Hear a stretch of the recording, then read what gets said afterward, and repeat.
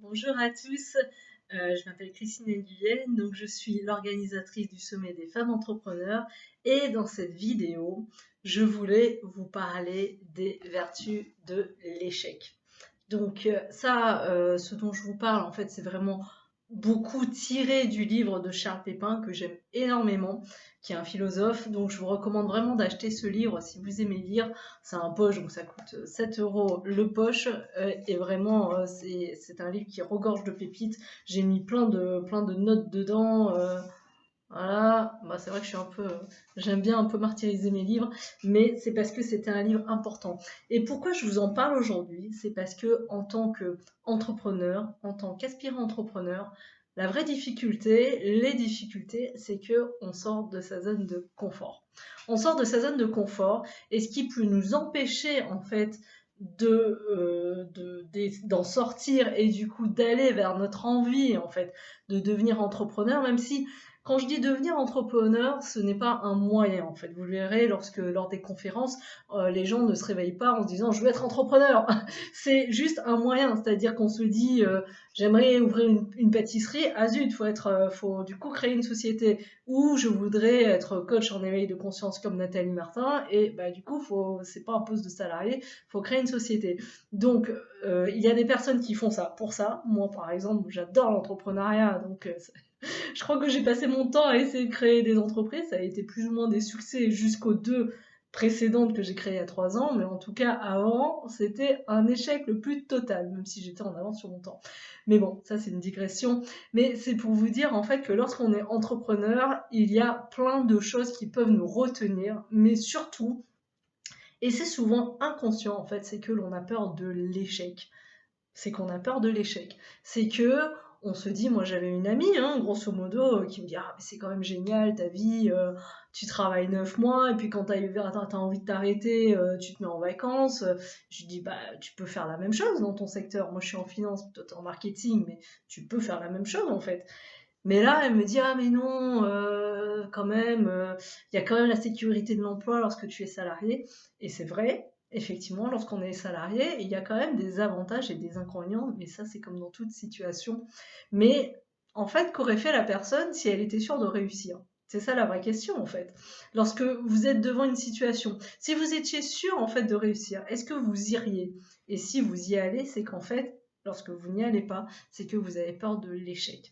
Et c'est pour ça qu'il était important en fait pour moi de faire cette présentation parce que dans ce livre, et je l'ai toujours pensé et je l'ai également vécu, en fait, l'échec fait partie du chemin.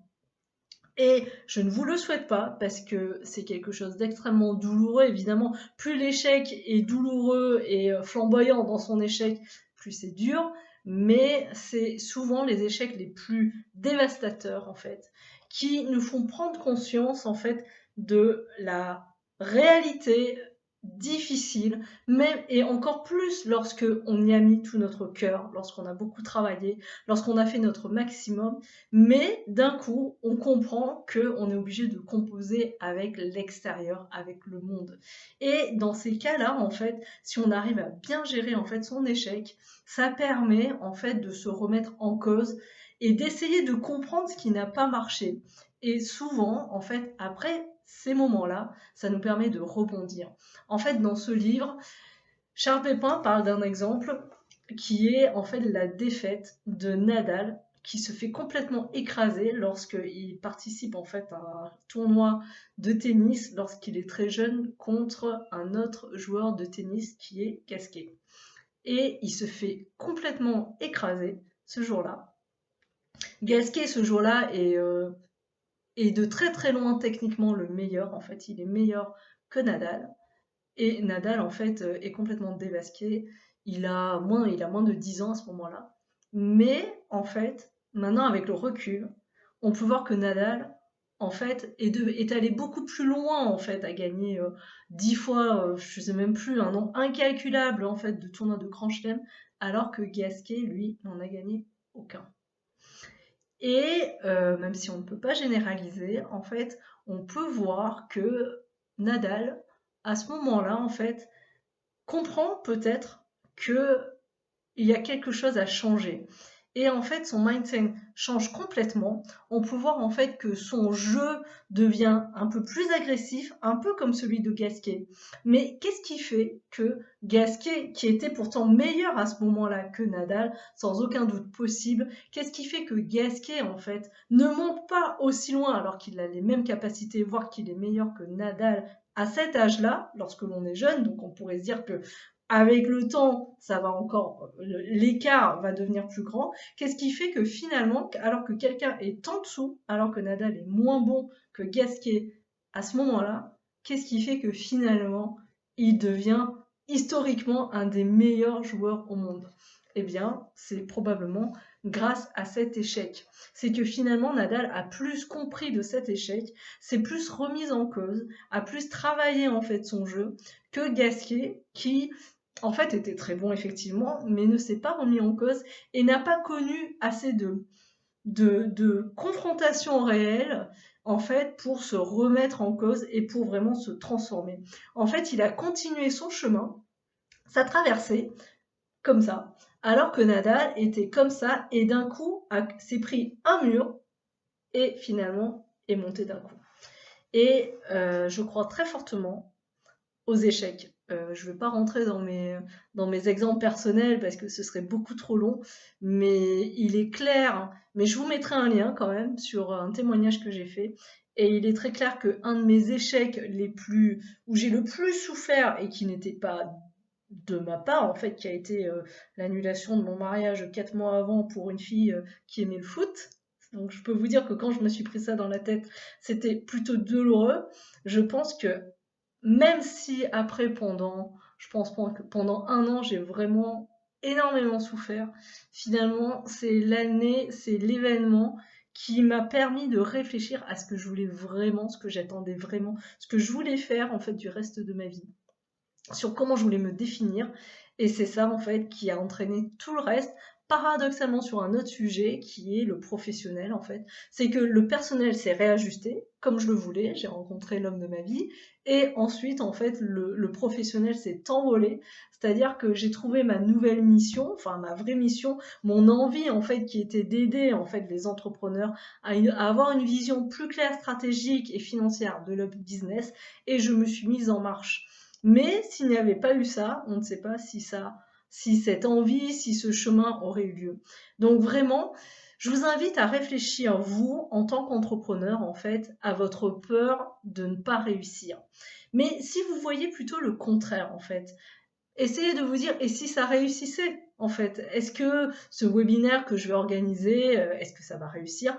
Moi, mon premier webinaire que j'ai organisé, c'était pour le lancement du livre, donc Précis de l'entrepreneuriat. Donc à l'époque, il y a eu 2 personnes qui se sont inscrites, qui étaient des amis. Et lorsque j'ai lancé le webinaire qui était en direct, il n'y avait personne. Donc j'ai dit il n'y a personne. Donc du coup, j'ai fait mon webinaire toute seule comme une grande. Mais par contre, ça a été une consolation, mais ça aurait pu être pire. Les 2 personnes ont ensuite acheté le livre. Donc j'étais plutôt contente. J'ai pu me dire, bon ok, 100% des inscrits ont acheté, même si c'était pas là. Donc finalement, c'était plutôt au moins satisfaisant. Mais c'est comme ça et j'ai continué derrière. Maintenant, je fais des webinaires où il y a un peu plus de personnes, mais pas tant que ça en fait, parce que les gens n'aiment pas tant que ça le direct. Mais j'ai continué sur le chemin. Et en fait, la vertu de l'échec, les vertus de l'échec, c'est de continuer tout en comprenant en fait ce que vous pouvez retirer de chacune des situations. Donc sortir de la zone de confort va vous demander énormément d'efforts, va vous demander de la croyance, de la persévérance, parce que surtout si vous vous lancez en tant qu'entrepreneur, il y aura beaucoup de choses très différentes à maîtriser. Vous pourrez faire le choix de vous entourer, mais il faudra quand même comprendre un peu pour piloter vos prestataires. Par exemple, tout ce qui est expertise comptable, je connais des entrepreneurs qui déclarent leur TVA, je trouve ça juste désastreux. Je pense que vous avez vraiment bien d'autres choses à faire et qu'il vaut mieux confier ça en fait à votre expert comptable. Mais même en le confiant, il faut quand même que vous puissiez le piloter et vérifier en tout cas qu'en termes de deadline et en termes de calcul, il ne se trompe pas. Donc effectivement, il y a beaucoup de choses, beaucoup de compétences techniques à acquérir lorsque vous êtes entrepreneur et encore plus si vous vous lancez sur du business online. Alors là, ça va être la foire aux questions, sur quels réseaux sociaux je me mets, est-ce que je crée un site internet, quelle plateforme de site internet je choisis, si je veux lancer des formations, quelle plateforme de formation je choisis. Donc là, vraiment, vous allez crouler sous les questions. Donc, ça demande en fait de sortir de sa zone de confort, de la persistance, de la consistance, de savoir bien vous entourer, de savoir bien vous faire aider également par vos fournisseurs. À un moment, vous ne pourrez pas tout savoir faire. Vous ne pourrez pas déclarer votre TVA, créer votre site internet, créer votre communication sur les réseaux sociaux, lancer vos webinaires, en même temps faire la communication, écrire l'ensemble de tous vos mails, faire l'ensemble des vidéos, des formations. Vous ne pourrez pas tout faire en même temps. Vous pourrez peut-être le faire tout seul, mais avec du temps. Tout ça prend du temps. Il faut en être vraiment conscient. Donc, tout ce que j'ai à vous dire, c'est n'ayez pas peur de l'échec. Et il y a même un livre qui s'appelle The Obstacle is the Way, l'objectif est l'obstacle. C'est-à-dire que c'est comme ça qu'on apprend. J'en suis intimement persuadée. Il faut vous dire que le mieux reste à venir et que vous n'êtes que sur le chemin et que vous apprenez et que chaque compétence nouvelle que vous aurez en tant qu'entrepreneur, chaque échec que vous connaîtrez, chaque déception, en fait, fait partie du chemin. Je suis la première à vous dire qu'il faut avoir quand même une espèce de résilience et de lucidité financière, car à un moment, cela coûte de l'argent. Donc, il faut savoir si vous avez assez d'argent pour tenir cette période, en fait, cette première période où vous allez lancer votre business. Et à un moment, peut-être que votre projet est trop en avance par rapport au temps ou ne correspond pas à un besoin et il va falloir accepter de l'arrêter. Mais même cet échec-là, et j'utilise ce mot douloureux avec escience, c'est que beaucoup de personnes ont échoué avant de réussir. Thomas Edison a fait on ne sait pas combien de dizaines de milliers de tests avant de réussir à créer sa petite ampoule. Charles de Gaulle, avant de devenir le grand homme qu'on connaît, a connu plein d'échecs auparavant. Il faut savoir que pour devenir assez résilient, pour pouvoir devenir la personne que vous êtes, en fait, il faut passer par des expériences et que on ne peut pas réussir tout du premier coup et que même les gens qui réussissent du premier coup, il leur manque probablement quelque chose, en fait, cette espèce d'humanité, cette espèce de conscience du monde et de sa difficulté et d'empathie avec les gens. Donc, je vous souhaite vraiment de connaître des échecs, de bien les vivre. Je sais que c'est facile à dire, mais pour ceux qui sont dans des situations compliquées en ce moment, je le sais pour vous et soyez-en vraiment persuadés, c'est en tirant les meilleures leçons de ce que vous êtes en train de vivre que cela va basculer dans l'autre sens. La vie n'est que mouvement perpétuel. Les victoires laissent leur place à des défaites. Les défaites laissent leur place heureusement à des victoires. Tant que vous décidez d'être en mouvement, tant que vous décidez de sortir de votre situation, tant que vous décidez d'apprendre de vos échecs et tant que vous décidez de vous améliorer sur vos succès. C'est vraiment le message que je voudrais vous donner à travers cette vidéo, c'est que l'échec fait partie du chemin et que c'est comme ça que vous deviendrez la personne que vous êtes. Donc j'espère que cette vidéo vous a été utile. Le sujet n'est pas du tout joyeux, mais je voulais vraiment en fait vous donner le message que la vie est un constant mouvement et que c'est vous qui êtes en mouvement. Voilà, je vous dis à très vite en fait au sein du sommet des femmes entrepreneurs et au sein du groupe Facebook.